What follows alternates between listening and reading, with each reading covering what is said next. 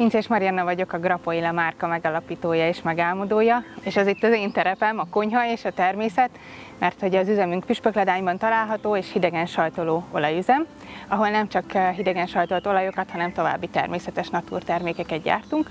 Ugyanis van egy zero waste elv, amelynek mentén mi dolgozunk, sok esetben már a kiindulási alapanyag is egy másik iparágnak a mellékterméke, azonban mi a feldolgozásnál minden helyzetben minden mellékterméket igyekszünk hasznosítani, és minél magasabb hozzáadott értékű terméket gyártani. Így a hidegen sajtolt olajok mellett gyártunk natur gluténmentes magliszteket is, amelyek zsírtalanított maglisztek, és az ülepedéskor keletkező olajiszapot is hasznosítjuk több irányba. Egyrészt magkrémeket, magvajakat gyártunk belőle, másrészt pedig magolajiszapokat, amelyek kozmetikumként is hasznosíthatók. Ezeket a termékeket egy összetevős kozmetikumoknak nevezzük, de emellett egyébként az olajainkból kiindulva és azokat bázisként felhasználva egyéb más naturkozmetikumokat is gyártunk. Így áll össze a termékpalettánk, de igyekszünk mindig minél innovatívabbak lenni, azt szem előtt tartva, hogy a lehető legkörnyezettudatosabban gyártsunk, és ezt a bizonyos zero waste filozófiát ezt minden esetben kövessük.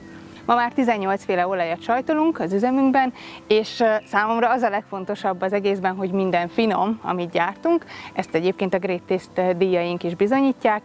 A melléktermékek közül a magliszteket emelném ki elsősorban, hiszen azok természetesen és alapvetően gluténmentesek. Az egész üzemünk gluténmentes, tehát ezen minősítés alatt dolgozunk.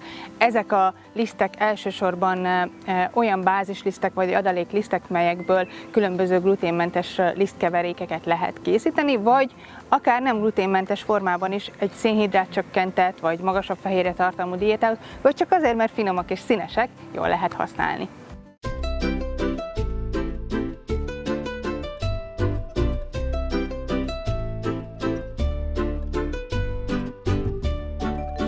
Most egy grisszinit fogok készíteni, amiben megmutatom, hogy hogyan lehet ezt egy kicsit ilyen bor korcsolyává, vagy akár sörkorcsolyává varázsolni, mert hogy adalékként, ami szint is ad neki, kicsit feldobom szőlőmagliszttel és szőlőhéjörleménnyel, és nem utolsó sorban egy mártogatóst is, amiben erős ízeket akarok kihozni, ezért egy intenzív, karakteres ízű kendermagolajat választottam.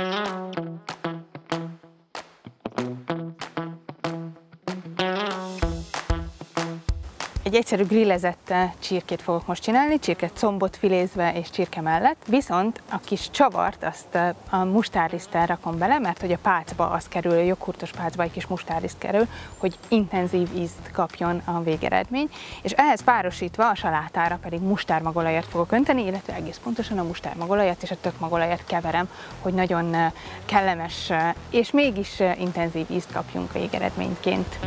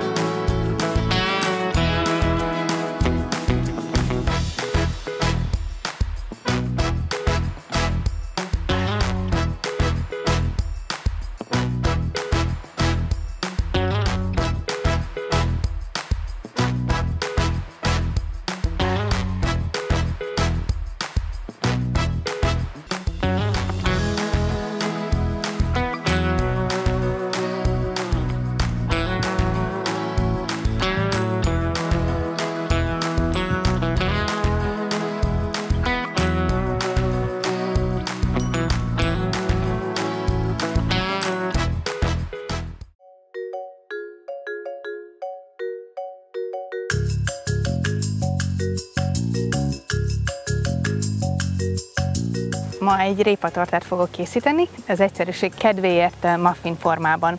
Ez egy teljesen gluténmentes muffin lesz, amit nyugodtan fogyaszthatnak azok is, akik egy kicsit idegenkednek ettől, mert hogy észre nem lehet venni, hogy a végtermék és a készétel az gluténmentes. A napraforgó lisztünket fogom használni bázislisztként, ami nagyon jól illeszkedik a répához is ízben, illetve azokhoz a fűszerekhez, amiket belerakok.